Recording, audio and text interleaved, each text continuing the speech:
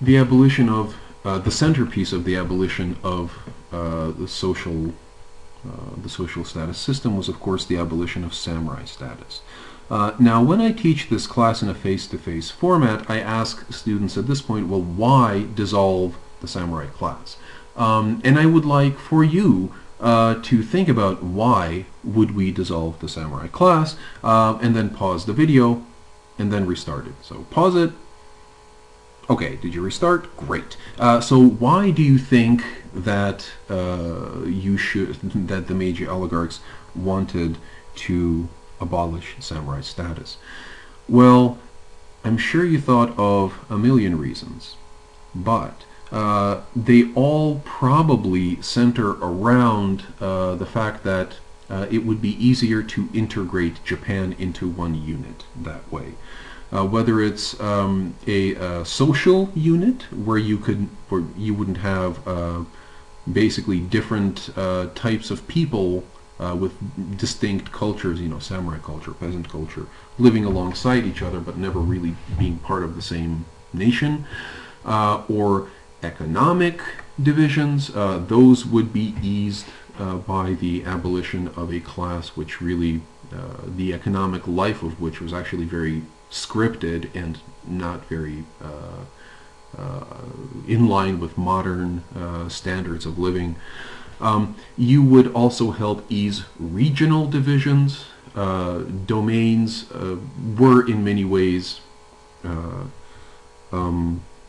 independent, pretty much, and many of these domains hated each other. There were samurai from these domains on opposite sides of the Boshin War, and eliminating samurai status, eliminating their status as warriors, would also cut their ties to their previous organizations, which were, of course, these samurai clans.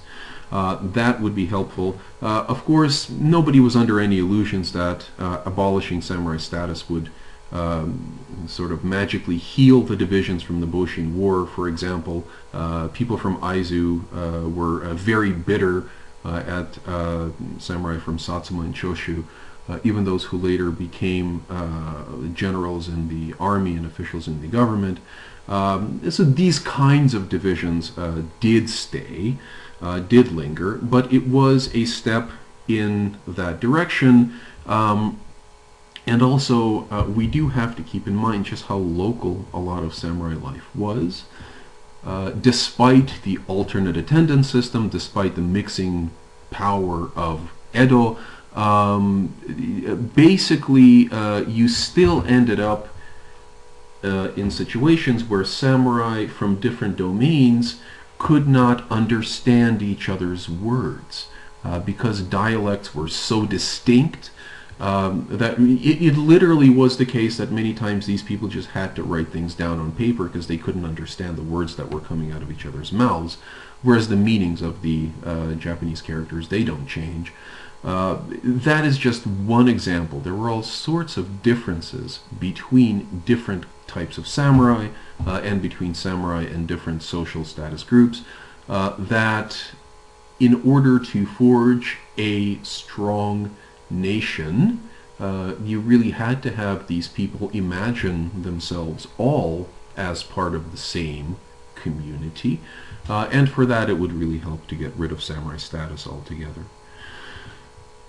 So this was a incremental process, but it was a decisive process. Many steps in order to make it happen. In 1871, top knots were prohibited.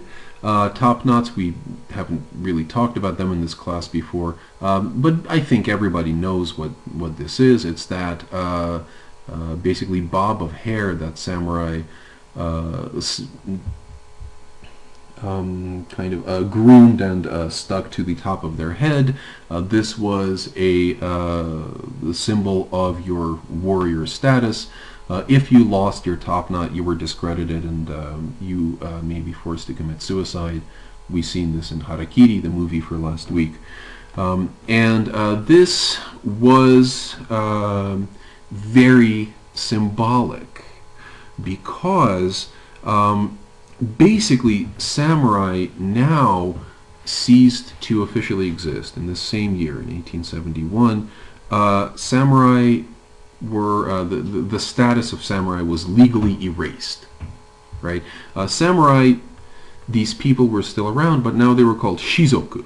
That is basically a translation of this would be descendants of warriors or former warriors.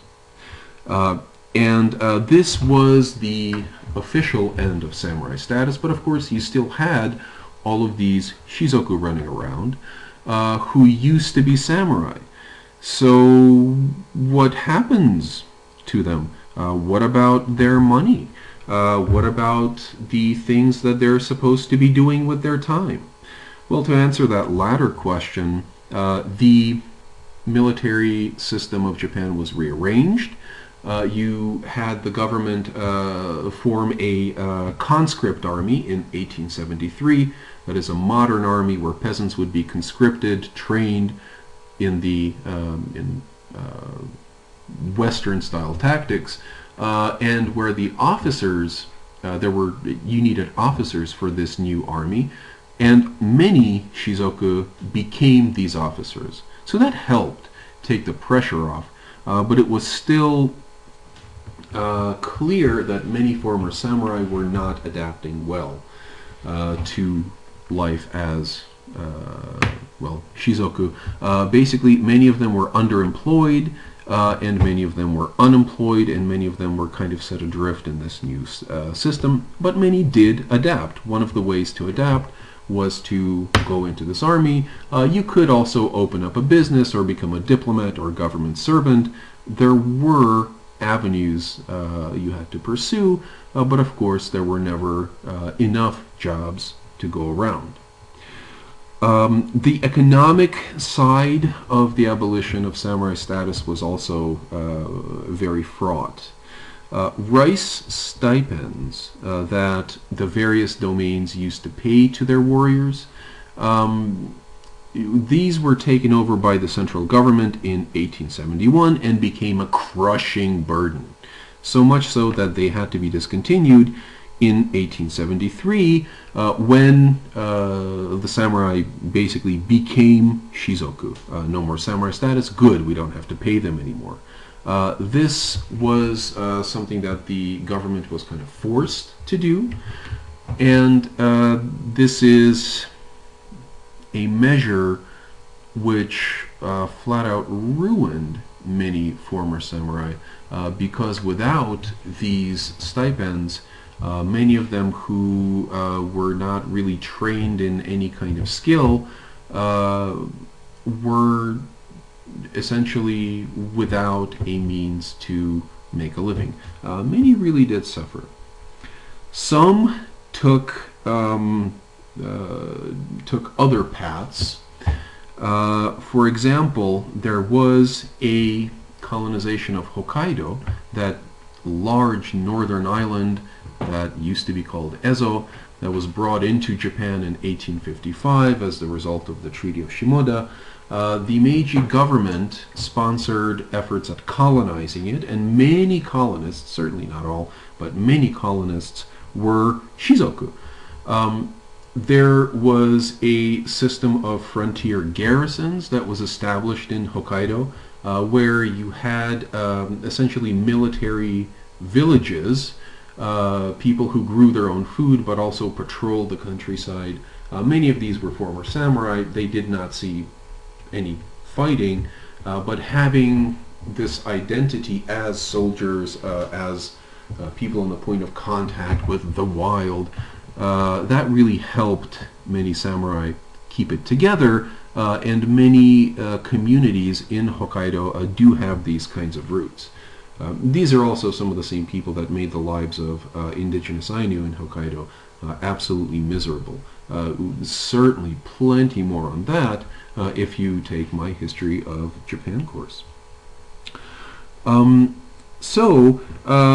This was a step-by-step process of kind of whittling away the samurai identity, but of course you couldn't not talk about the Japanese samurai sword.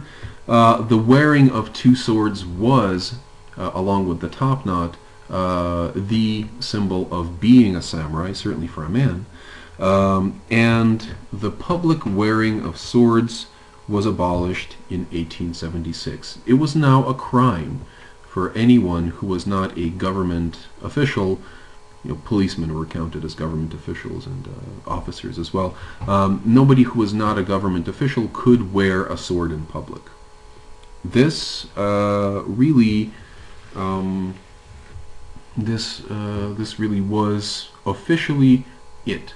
All of the visible symbols of samurai identity were now either outlawed or sheared of their meaning, and you had a situation where samurai identity became part of a family's background, and in many cases was important in knowing what families interacted with what other families, etc., etc., in all sorts of unofficial ways, but officially in the 1870s, through a series of steps, samurai status was abolished. The other part of abolishing the status system was abolishing the territorial and political arrangements by which this system functioned, which is to say, abolishing the domains, the various political units that were ruled by daimyo in the Edo period. There was about 260 of these. Again, why would this need to happen? Well, because it would be easier to transform Japan into a modern nation state if it happened, for all sorts of reasons, which overlap or indeed are the same reasons from the last slide. These domains are basically physical and political representations of the social system. So they really had to go, and a more powerful central government in Tokyo had to be established, thought the people in charge of the central government in Tokyo, if Japan was to become a modern country and ever stand up to the West. So initially, after the Meiji forces had won, the imperial government controlled, or at the behest of basically these Meiji oligarchs, had confiscated former Tokugawa and Bakufu loyalist domains. And in these former Tokugawa house lands and the lands of Fudai daimyo and Hatamoto, so basically in roughly 2/3 of the country, the Meiji government set up prefectures, carved up the land, set up these units called prefectures. In Japanese territorial units today, the equivalent of U.S. states are still called prefectures. And this, in 1868, appointed governors from Tokyo to rule these prefectures. Okay, so the Tokugawa lands and the lands of their supporters, that's been taken care of, but you still have many, many other domains. In 1869, the lords of Choshu and Satsuma voluntarily returned their domains to the emperor and put pressure on other daimyo to do the same. And the great majority of daimyo did this as well, and the holdouts were ordered by the emperor to return their domains. So eventually all the daimyo returned their domains, and the daimyos were daimyo status itself was abolished in 1869, but the 261 former domains were restyled as prefectures, basically all of them, and former daimyo became governors instead of being daimyo.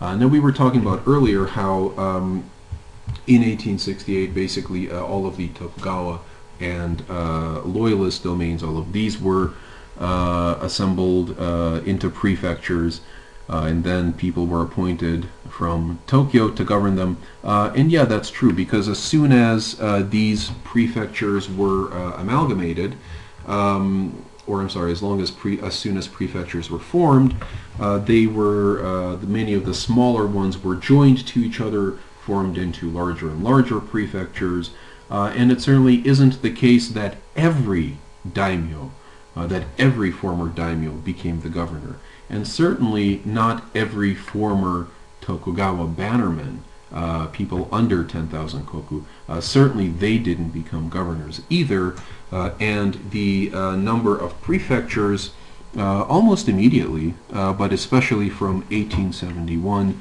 to 1888, they were increasingly amalgamated into larger units, and they were put in the hands of these former daimyo turned governors.